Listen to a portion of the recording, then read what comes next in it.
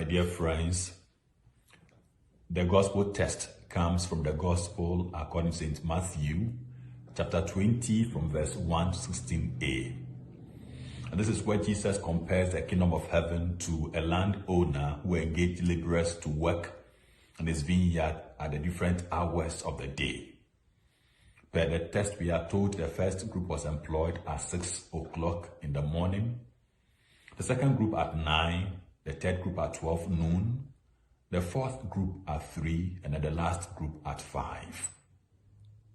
What is interesting is that at the end of the day, all the workers were paid the same wage, to which the first group grumbled against the landowner. The theme, therefore, for our reflection is the justice of God as against the self-centeredness of man. I am quite sure that this parable with its theme might come to us as a surprise, since from the text we may be wondering whether the first group did anything wrong. After all, they said the last group worked only for an hour, and you have made them equal to us who bore the day's burden and heat. The question is whether we would have behaved differently from this first group. I'm pretty certain that most of us, if not all, would have behaved the same way. Because at the core of the grumbling is the call for justice. How just was it when some have worked the whole day from morning till evening for 12 hours, yet have been given the same wage as those who have worked for just an hour? So what is Jesus trying to teach the disciples per this parable? Let me first begin by acknowledging the point that at the time of Jesus, the standard wage for a day's laborer is 1 denarius. This explains why the landowner agreed with the first workers for the usual wage, which is the 1 denarius. The landowner, therefore, was just in paying the first laborers the agreed wage. With the group that the landowner employed at 9 o'clock, we are told that there was no discussion about the wage to be paid. What the landowner said to them was that you two go into my vineyard and I will give you what is just. This means that he had to decide what was just to give. And so it was with the other workers that came subsequently. Now, what strikes me about the last group employed was that when the landowner asked them, "Why do you stand here idle all day?" what was their response? "Because no one has hired us."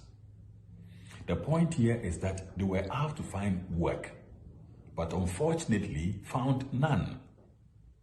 The implication is this: they too might have come out like the others, but were not privileged to have gotten a job.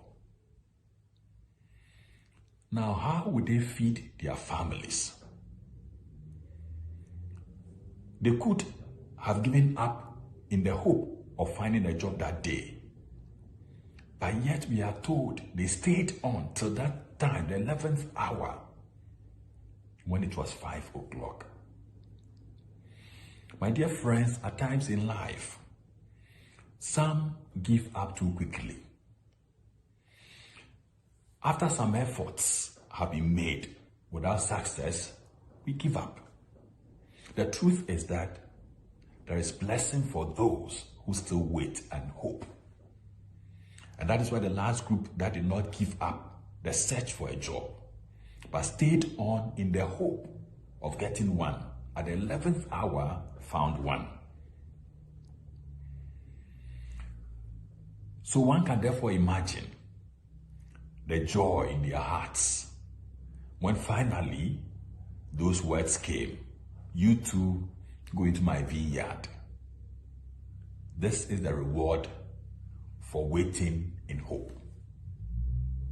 The question now is, why did the landowner decide to give all the workers the same standard wage when some had worked for just an hour? My dear friends, it's important to note that the 1 denarius which was given was considered as the essential earnings that people needed to feed their families. This being the case, the landowner was conscious of the family responsibilities and therefore decided to pay them the same amount so that they could take care of their families. The landowner, therefore, was generous. In life, the truth is that when we become conscious of people's responsibilities, we cannot but be generous.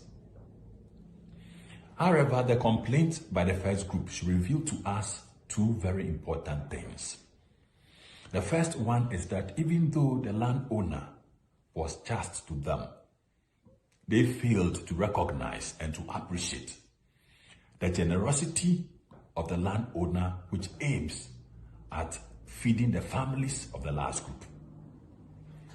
God's justice arises out of a community in which the first group must recognize the last group as brothers and sisters, whose needs are every bit as important as their own. It is only then that the justice of God is established. Failure, my dear friends, to do this is injustice of man towards his fellow man. Whenever the focus is only on ourselves, we fail in our duties towards others. And that is the first point. The second point is that the complaint reveals a sense of entitlement by the first group. Now, the last group was last not because they were lazy. The last group was last not because they didn't want to be among the first. By the test, it was because no one had hired them. Yet they still waited in hope until finally the 11th hour. The first group failed to recognize that being first was a privilege. It was an honor. It was not a right. Once they forgot this, the thinking of entitlement took control of them. My dear friends, Jesus, by telling this story or parable to the disciples, would like to emphasize the point that when it comes to the kingdom business, the disciple of Jesus must perish the thought about entitlement, because it's not only by our own power and might. In fact, it's just by grace. So when one is first, be it in strength, in intelligence, in power, in beauty, in money, it is by grace, not that one deserves it or one has the right to it. It is a privilege. The story is told of this man who died and went to heaven, and at the gate of heaven was St. Peter, who was to examine him before he could be allowed entry. So Peter said to him, we have a point system, and it's only when you have been able to make enough points that you will be allowed entry. The man then asked, so what do I need to tell you before I can make the points? Peter said to him, tell us how you led your life on earth, and then you make the points. So the man began. I was a very faithful member of my church for about 15 years. I even served as a deacon and as a teacher at a Sunday school. Peter said to him, well done, but that is just for a point. The man was surprised, but then added that he was a good husband and a good father, that he went to church and gave his contributions as regularly as expected, gave his tithes, served on various committees, and worked for the development of his own community. To which Peter said, well done, but that is also for another point. The man asked, how then can I make the 98 points left If all of these that I've said just amount to only 2 points, then how can I make the rest? So his face sank, and then he said, I can now see that I will never make it. The only way I would make it is by the grace of God. St. Peter therefore smiled and said, and that, my friend, is worth 98 points. Welcome. My dear friends, the truth here is that even our achievements is by grace. There is nothing that we can achieve or we can do without the grace of God. And our salvation is also by grace. So to conclude, taking the first position is a privilege, not a right. Conscious of this, then, we must perish the thought about the sense of entitlement and begin to acknowledge the grace that is at work in and through us, so that we can also see the responsibility we have towards others who may not be enjoying the privilege we have.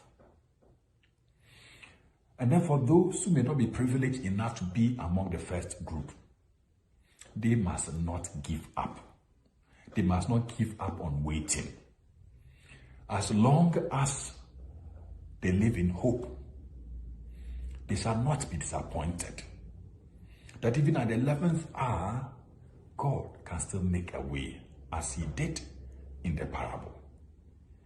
And that is why we must going to put our faith and our trust in him. May God bless you all. Amen.